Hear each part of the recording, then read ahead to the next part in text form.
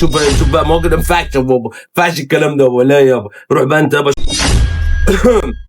أبطل لأمي ولا يلا يا ابن ما عمك ياب بره البيت يا عنده حق يا اسطى، عنده حق، ابوك عنده حق، ابوك كده راجل بيفهم في الاصول. ليه بقى؟ انا دلوقتي ابوك طلع امك خلاص، يا خلاص ست حرمت عليه بقى، مش هينفع يعمل اي حاجه، لا ينفع انت فاهم ازاي تكلمه ولا ايه، خلاص سيب بقى، شوف بقى حته ثانيه.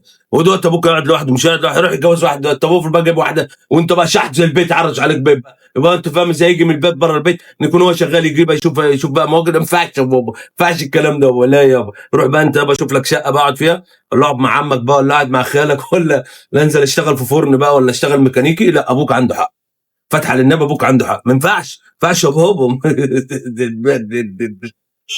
الله يصلح حالكم، ما ينفعش ابوك كده، وانت من نفسك من ذات نفسك خلاص في حرمه غريبه في البيت، خلاص هتقعد تعمل ايه؟ مش حاجه اسمها مرات ابويا، ما فيش يابا الكلام ده، انا احط بنزين في النار اكيد.